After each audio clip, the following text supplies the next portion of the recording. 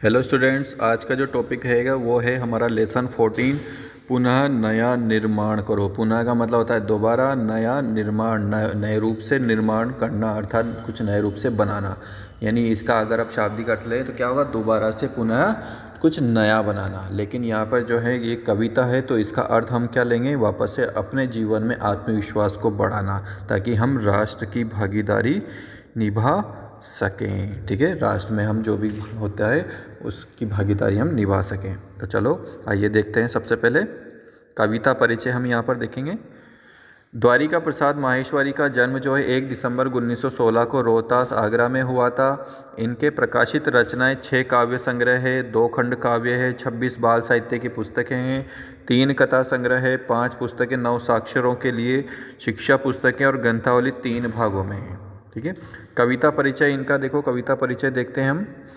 प्रस्तुत कविता द्वारिका प्रसाद माहेश्वरी जी की रचना है। इस कविता के माध्यम से उन्होंने नव निर्माण करने के लिए प्रेरित किया। नव निर्माण मतलब मैंने बताया नए रूप से वापस से पुनः बनाना।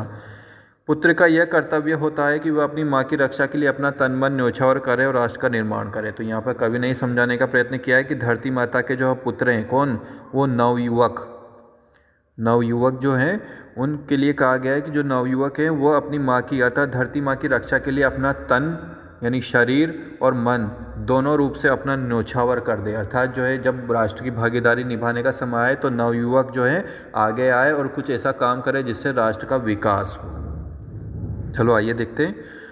उठो धरा के अमर सपूतों, उठो धरा के है धरती के सपूतों यानी पुत्रों, पुनः नया निर्माण करो। है नवयुवकों, तुम अपने जीवन में वापस से पुनः नया निर्माण करो। जो निराशा आपके मन में आ चुकी थी, जो आशा के बादल छट चुके थे और आपके मन में निराशा ने दामन थाम लिया था आपने, तो उनको छोड़ो, बल्कि आशा रूपी दामन को वापस से पकड़ो। आशा का जो दामन है वापस पकड़ो और पुनः नया निर्माण करो। जन जन के जीवन में फिर से नई स्फूर्ति, नव प्राण भरो। देखो, जन जन और कुछ ऐसा काम करो जिससे लोगों के मन में, उनके जीवन में फिर से क्या हो, नई स्फूर्ति आए। जो नवयुवक जो निराशा का दामन पकड़े हुए थे, जो निराशी हो चुके थे कि अब हमसे नहीं होगा, तो उनमें से नी हटाने की कोशिश करो। अर्थात यानी आशा का दामन आपको पकड़ना है। तो उनमें नई स्फूर्ति आनी चाहिए, नए उनमें प्राण भरना चाहिए, यानी उनमें आत्मविश्वास की कोई कमी नहीं होनी चाहिए। नया प्रातः है, नई बात है। देखो, नया प्रातः ये नया जीवन है, नई बात है, नई किरण है, नई और ज्योति भी नई है। देखो, जो कहा गया है कि हमारे जीवन में किसी भी प्रकार की कोई कमी नहीं है, सिर्फ केवल और केवल आत्मविश्वास की कमी है। तो उस आत्मविश्वास से हम अपने जीवन में नई ज्योति का जगमग कर सकते हैं। नई उमंगे, नई तरंगे। देखो, उमंगे भी हमें बहुत सारी है, नई तरंगे भी हैं, नई आस है, उम्मीद भी है और सांस भी हमारी नई है, अर्थात प्राण भी हमारे नए हैं। अर्थात हम क्या हैं, नवयुवक हैं। तो नवयुवकों के अंदर जो है हमें जोश भरना है। हमें क्या भरना है, जोश भरना है।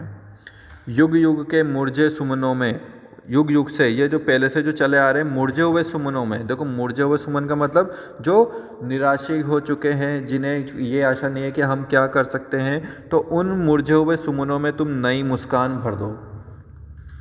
क्या करना है तुम्हें, नई मुस्कान भरनी है। ठीक है, उन मुरझे हुए सुमनों में नई मुस्कान भरो। उठो धरा के अमर सपूतों, हे धरा, हे धरती, हे पृथ्वी, हे धरती के अमर सपूतों, हे नवयुवकों, पुनः वापस से नया निर्माण करो।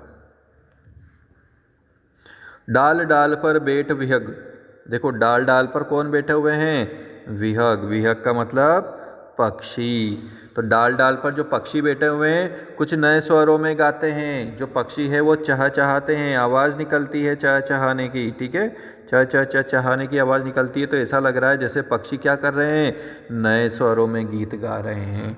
गुन गुन गुन गुन गुन करते भौरे। देखो, और भौरे भी क्या रहता है, गुंजनमान करते हैं। जब भौरा आगे से निकल के जाता है तो जो उसकी वाइब्रेशन की आवाज़ आती है, वाइब्रेट की आवाज़ आती है, तो ऐसा लगता है मस्त हुए मंडराते हैं।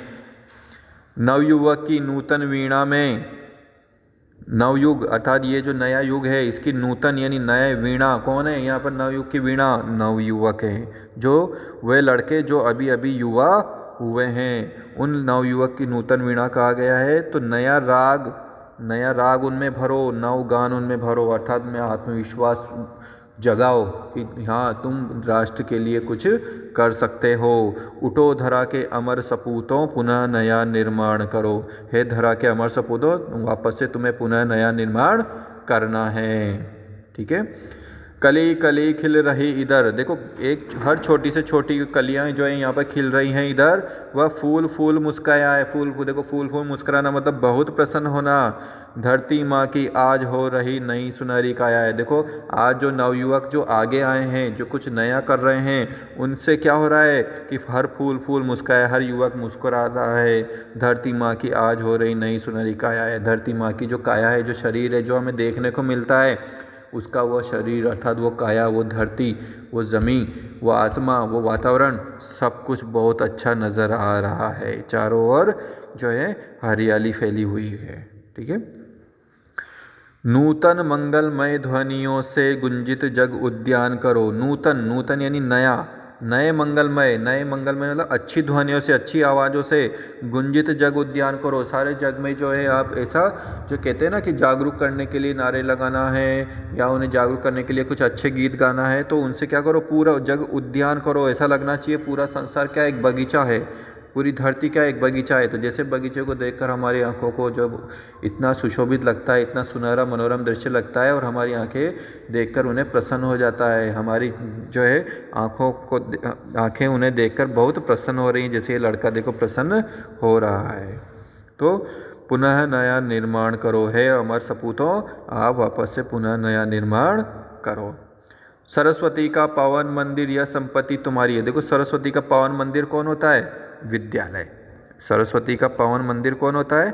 विद्यालय होता है। यह संपत्ति तुम्हारी है। और यह विद्यालय कौन है? यह विद्यालय का जो ज्ञान है, यह संपत्ति क्या है? यह तुम्हारी है। तुम में से हर बालक इसका रक्षक और पुजारी है। तुम में से कोई ना कोई बालक, हर एक बालक क्या है? इसका रक्षा करने वाला भी है और इसका पुजारी भी, अर्थात इसकी भक्ति करने वाला भी है, ज्ञान की भक्ति करने वाला भी है। शत शत दीपक जला ज्ञान के, शत यानी कई सौ दीपक भी जलाओ ज्ञान के अपने मन के भीतर। नवयुवक का आह्वान करो, है नवयुग, नवयुग मतलब है नए इस युग में आह्वान करो, यानी सबको पुकारो कि हमें निराशा छोड़कर आशा का दामन पकड़ना है। उठो धरा के अमर सपूतों पुनः नया निर्माण करो। हे धरती माँ के वीर सपूतों, हे पुत्रों, पुनः नया निर्माण करो। अर्थात तुम्हें अपने जीवन में वापस से नई खुशहाली लानी है। निराशा का दामन छोड़कर आशा का दामन पकड़ना है और इसी आशा के साथ हमें राष्ट्र में पूरी तरह से भागीदारी निभानी है। तो यहाँ द्वारिका प्रसाद माहेश्वरी जो कवि हैं, इन्होंने यही कहा है कि हमें वापस से पुनः नया निर्माण करना है। देखो इसी प्रकार की एक और कविता होती है, कुछ काम करो जग में रहकर कुछ नाम करो, ये जन्म हुआ किसा हो। अर्थात हमें कुछ ना कुछ करते रहना चाहिए और ऐसा काम करना चाहिए जिससे राष्ट्र की भागीदारी हम पूरे अच्छे तरह से निभा सकें। ठीक है।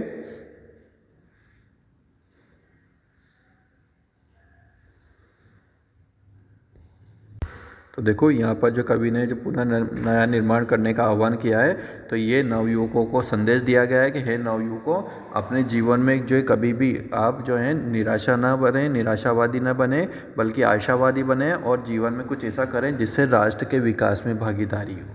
तो इस प्रकार से इस पाठ का वापस से आप सभी को अभ्यास करना है और प्रश्नोत्तर का अभ्यास करें।